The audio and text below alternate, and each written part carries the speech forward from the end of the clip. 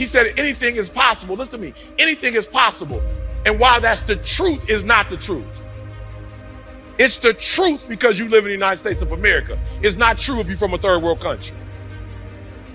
And you need to be responsible for that. You need to understand what I'm saying to you. Everything is not possible if you live in a third world country. It doesn't matter what gifts and talents you have.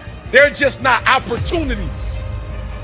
And so what you need to understand is you live in America, to much is given, much is required. You live in the United States of America. You live in a country where absolutely anything is possible. And I'm telling you, because I was a high school dropout and I was homeless. And I went from a high school dropout to a GED to a PhD. Why? Because in America, anything is possible. Are you hearing what I'm saying? Anything is possible. Listen to me. We live in a country where they didn't say, because you didn't start right, you can't finish right. So listen to me very closely. The first thing I want you to do for the rest of your life, I want you to think about the people who are meaningful to you, and I need you to look at those names at least 2-3 times a day. At least two. Why? Because there's an energy you're going to get from them that you can't produce on your own. Now, what do I mean by that?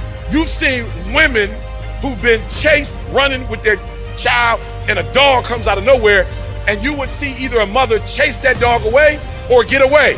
Whereas that same woman was with a dog by herself, it wouldn't be the same thing. But when you tell a mama to protect her child, there's something within that comes out that doesn't come out regularly. And so two things. The first one is, who are you here for? When I get on the stage, I think about Dee Dee. I never want my wife to go back to work. My daughter, 4-year and master's degree, she graduates in May. I paid for it in cash. They moved me in a way that I couldn't move myself. I didn't get a new gift. I didn't get a new talent. I've been talking since I was a kid. But I wasn't using it the way I use it now. So number one, I'm gonna let you sit down. Number one, who are you doing this for? Who will benefit from you taking this business to the next level? Who's gonna benefit? Who will be a better person? Number two, I want you to write down, what's that impossible when you can have a seat? What's that impossible? What's that impossible for you? I want you to write it down right now, because at the end of today, that's what I want from you. What's the impossible? Is it a dollar figure? I want to make an extra $1 million a year. What is it? Is it a dollar figure?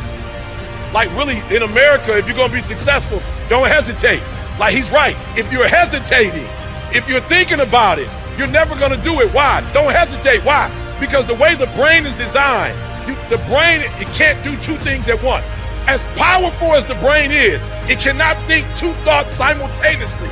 You're either thinking one thought or you're thinking another one. So when you're hesitating, what does it mean? It means you're using energy to stop.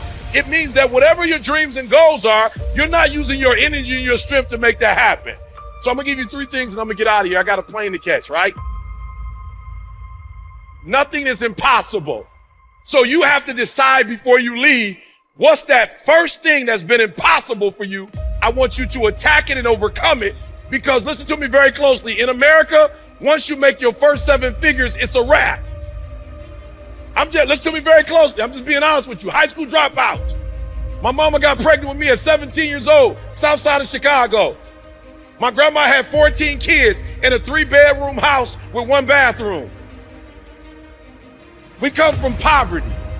My mom had a different name. I don't even know what she called it. Like, she had put an adjective with the poverty. I don't know what she said, but it was like deeper than poverty.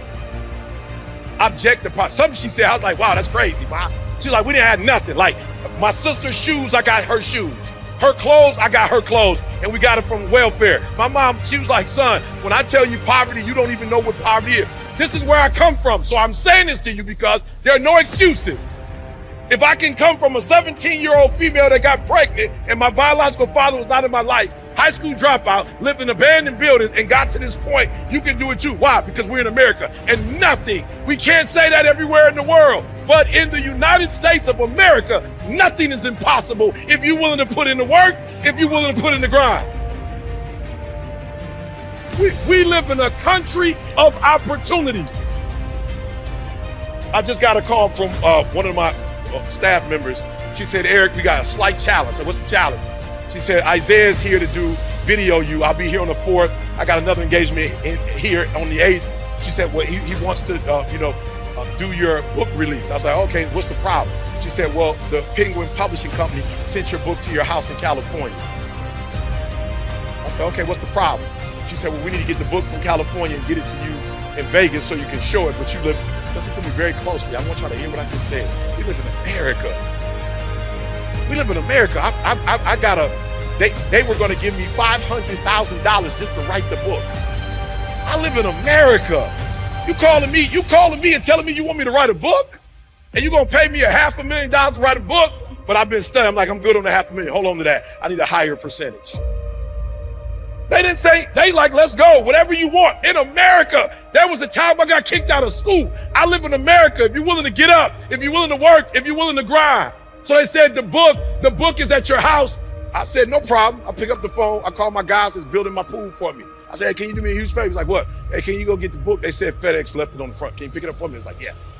All right, can you send it to me? He's like, yeah. I was like, here go my FedEx account. Keep it secret. Like, don't use this after this. And send it to this address. Come on, y'all gotta hear what I'm saying. I'm so pumped. We live in America. So I wanna say this to you because I know what some of you are thinking. Yes, there are obstacles.